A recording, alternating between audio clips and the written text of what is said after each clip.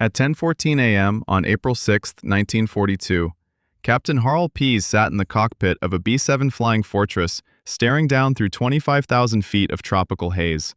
Below him, the Coral Sea looked like a sheet of blue hammered steel. Somewhere down there, a Japanese aircraft carrier was moving toward New Guinea. It was a massive target, a floating city of steel and gasoline, hundreds of feet long. From this altitude, it looked like a splinter floating in a swimming pool.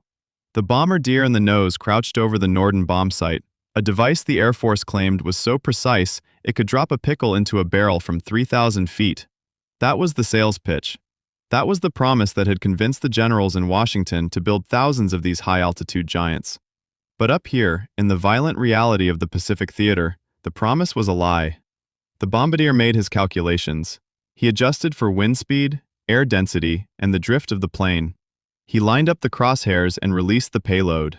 4 1,000-pound demolition bombs dropped from the belly of the fortress. They fell for 37 seconds. That is a lifetime in war. In 37 seconds, a Japanese ship captain could finish his coffee, check his compass, and order a hard turn to starboard. The bombs whistled down, screaming toward the ocean surface. Captain Pease waited for the impact, waited for the plume of fire that would signal a hit. Instead, he saw 4 white geysers erupt from the water 300 yards off the carrier's port side. The Japanese ship didn't even bother to fire its anti-aircraft guns. It just turned, traced a lazy white wake in the water, and steamed away. They weren't afraid. They were bored. This was the reality of the air war in early 1942. The American 5th Air Force was failing. They were throwing millions of dollars of high explosives into the ocean, killing nothing but fish. The statistics were a humiliation. Against moving ships, high-altitude level bombing had a success rate of less than 1%. 1%. You had a better chance of winning the lottery than hitting a Japanese destroyer from 20,000 feet. The Japanese knew it. Their convoy commanders stopped zigzagging. They stopped sailing at night. They sailed right down the coast of New Guinea in broad daylight, their decks stacked with troops and supplies, laughing as the American bombs splashed harmlessly a mile away. They called the American bombers blue sky noise. Loud, impressive, and completely useless. In the humid, mosquito-choked officers' club at Port Moresby, the mood was poisonous. Pilots were risking their lives flying obsolete machines through tropical storms, only to watch their missions fail over and over again. They knew the doctrine was broken. The manual said to fly high to avoid anti-aircraft fire. The manual said the Nordon bomb site was a miracle weapon. But the manual was written by men in air-conditioned offices in Washington, D.C. Men who had never tried to hit a destroyer that was turning at 30 knots while a Zero fighter chewed up their tail. The pilots needed a new way to fight. They needed to get lower. They needed to get personal.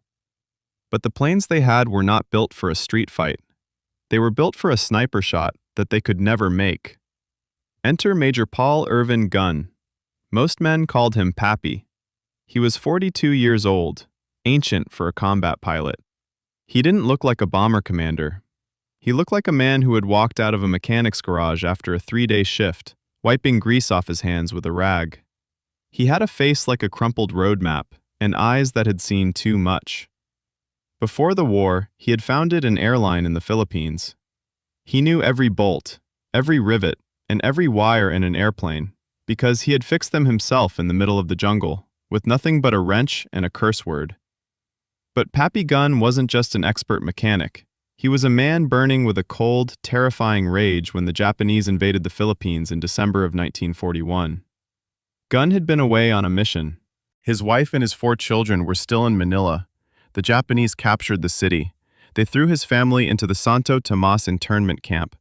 Gunn didn't know if they were alive. He didn't know if they were being fed. He didn't know if they were being tortured. All he knew was that every Japanese ship that reached New Guinea brought more soldiers, more supplies, and more time for the enemy to fortify their hold on the Pacific. Every ship that the high-altitude bombers missed was a personal insult to Pappy Gunn. He didn't care about Air Force doctrine. He didn't care about the safety regulations. He wanted to sink ships, and he wanted to do it now. Gunn looked at the B-25 Mitchell bomber sitting on the airstrip, It was a good plane, fast and sturdy, but it was designed by the same committee thinking that had failed. It had a glass nose, a greenhouse. Inside that glass nose sat the bombardier and his useless Nordon bomb sight. The nose was a viewing platform, a delicate observation deck.